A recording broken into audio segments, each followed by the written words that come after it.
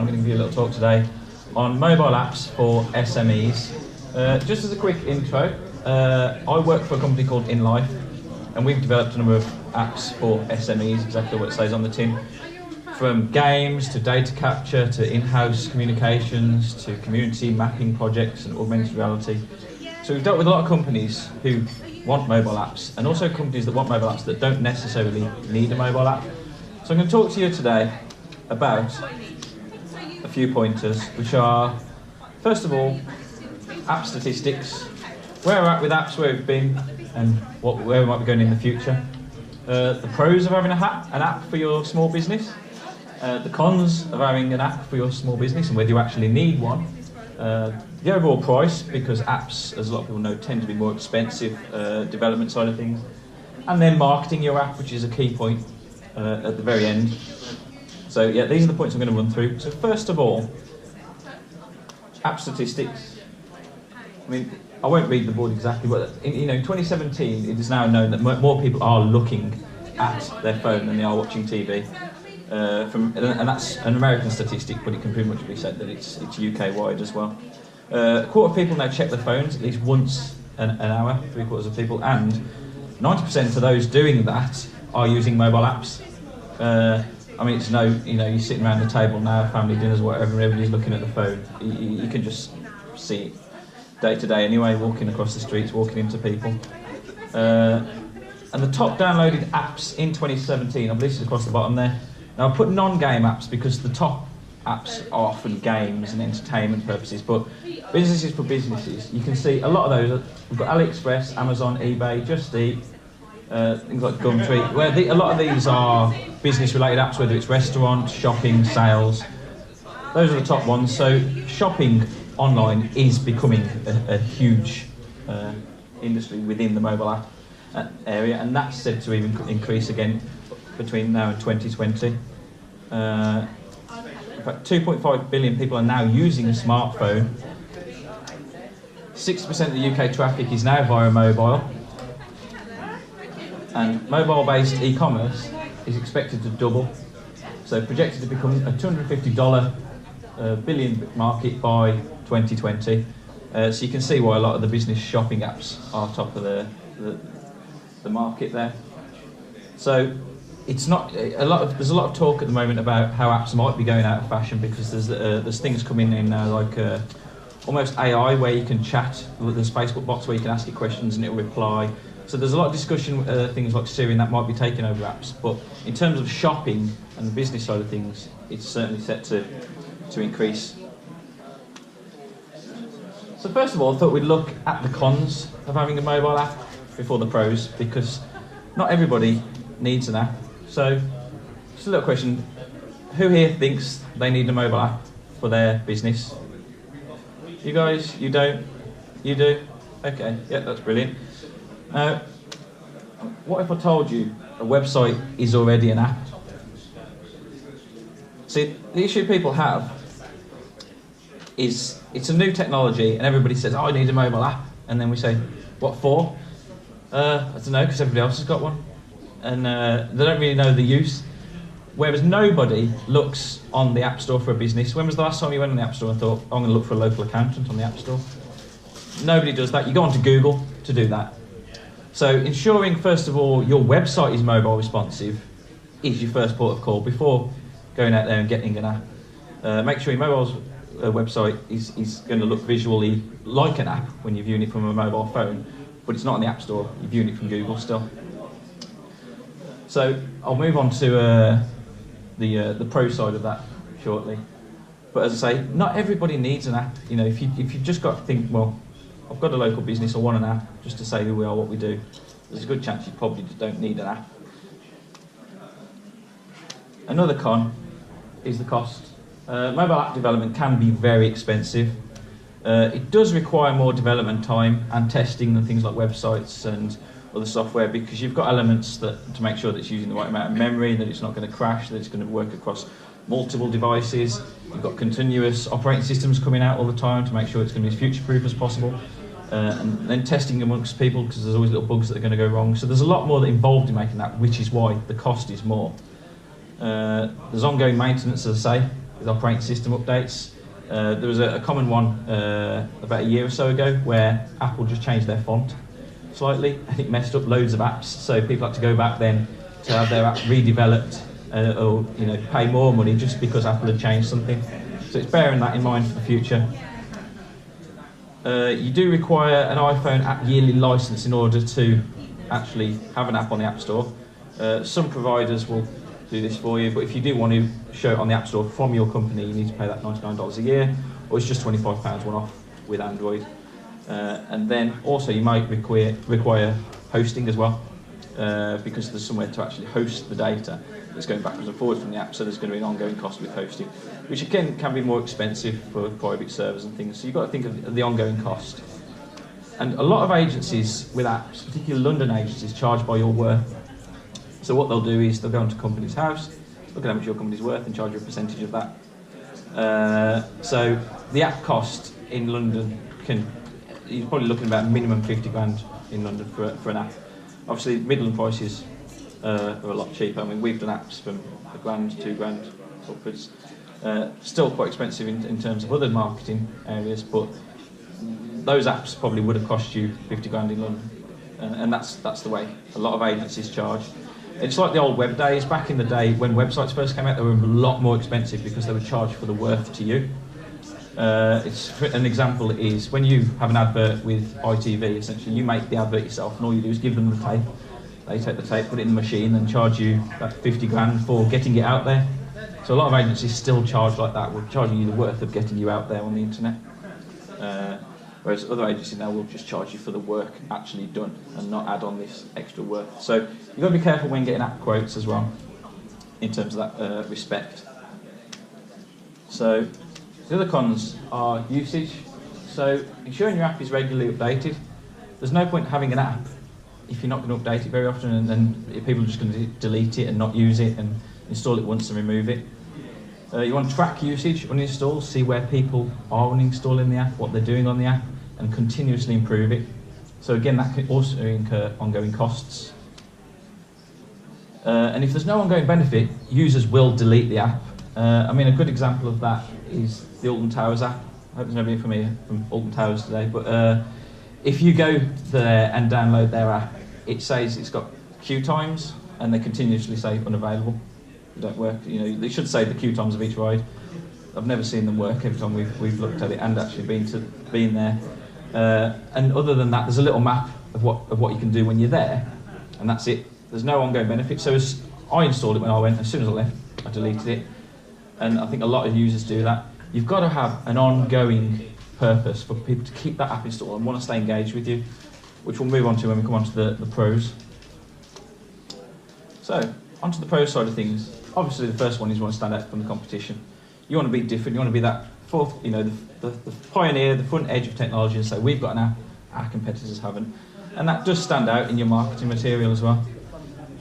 Small business apps are rare, so you can stand out by showing forward thinking and offering something of use. There's not many small businesses have got an app. Customer loyalty and brand recognition. So again, keeping users involved and keeping them part of you, and you're in their pocket all day, every day, and you can utilise things to give offers, push notifications, and so on, and keep them part of it. There's a lot of marketing noise, as we know, and I think one of the seminars earlier talked about that. There's so much going on that you can get dragged down and be thrown in different areas. So your customers, the same's happening to them. They're getting dragged this way, that way, with all the marketing out there. So this is a great way of keeping them sticky. You've got the app, you're sending them constant notifications, loyalty points, or anything along those sort of lines. You're keeping them they're keeping you in their pocket, and you're keeping them loyal. And the more customers that get involved, the more likely they are to buy from you. As we know, that's how marketing works. The more people that are going to use your app, the more chance they're going to come back and use you again. So, you've got more pros here, direct marketing. So you can send things like push notifications. So we're talking to companies who work in events where they can send out push notifications of events that are upcoming, or they might have a certain offer on, so you can send out push notifications direct to that user. You can also do geo-targeted notifications as well, so if they're walking past your shop, they get a push notification, of an offer that's got going on or coming and so on. So you can continuously keep them updated with what's going on. A good example of that is for an events company. If it's a rainy day, you can say, "Oh, don't forget we've got the indoor play as well. You know, it's raining today, but come along and we can do this." And just general special offers and sales. Providing value. So you want to give something of use. So like I say, nobody searches on the App Store for a business. What people search on the App Store for is a purpose, a use. So what you want to do is give them something useful, something free that they're likely to just stick around then. So people look for something that, whether it's from a calculator to find my car or anything of use, if you can give somebody, bolt on something that's going to be useful to people, they're more likely to keep your app and more likely to be sticky. And if there's one thing Google has taught us, that's giving away stuff for free is a great way to grow your business and get customers. So you give them that initial free part and then stick with it onwards then. And obviously you can make money either direct to your business through online sales and direct advertising. Again, like our company's got an app, we're at the forefront of the competition and draw more users in that way. Or if you're creating a standalone app, so you've got an idea for an app that's a separate entity, it might not be part of your current business, you make money through sales, upgrades, pay-per-click advertising, have the little banners on there, and every time somebody clicks that banner, you get some money, or they can pay to get the upgraded version, and then you get a cut of that money as well. So if it's a separate standalone app, they're a great way of reaching a huge audience. I think it was last year, there's more iPhones sold in one morning than there were babies born that year. So even if you can get a percentage of those spending 99p in your direction, it's limitless. But as I say, it's got to be useful. If it's not useful, the user's going to delete it. So moving on to the price. So if you're having a new website built, this is sort of the pro side of the price. An app can be built at the same time, or if you're currently having some development work done, an app can be built into that cost to use the same database, to use the same hosting, some of the same graphics, and actually reduce the cost of an app and share the data between them essentially. So there are ways you can reduce the cost, and also there's a number of apps out there as well that charge monthly. So if you haven't got that huge upfront cost and you want a particular app for your business, there's ones out there that can charge like $20, $30 a month to do a similar thing. Have it branded as yourself, and it's a great way to get on there at a low price. So, an example of a waste of money app for an accountancy firm. An accountancy firm has come to us and said, we want an app. And again, we've said, why? They've said, well, everybody else has got one. What do you want it to do? We want it to say who we are. We want it to say directions, how to find us. We want some useful information about us, and we want our contact details on there, and just a calculator, so people use it as a calculator. So we turn around and say, well, nobody's going to look on the App Store for that, and nobody's going to probably keep that app on there other than you and your staff to say, look at us, we've got an app. It's no use whatsoever. If people are going to look on Google for a business, they're going to look on Google for an accountancy firm and find you. There's already a calculator built into most phones anyway, and directions you can get off Google Maps. It's not something people are going to keep on their phone and think, wow, we've got this accountancy app. It just doesn't excite at all. Whereas a useful app from the accountancy firm, things like push notifications. So when somebody's VAT's due, just a little flag on there to say this user's VAT's due, and they get push notifications, say your VAT is due on this date, or other important dates that are coming up, just as little reminders. You could have a tax and PAYE calculators, so people can actually calculate how much their profit they're making, or how much tax it's going to cost them, or how much they've got to pay their staff this month. Photos of receipts, so if you could send a big bag of receipts to your accountant, you could have it built into that.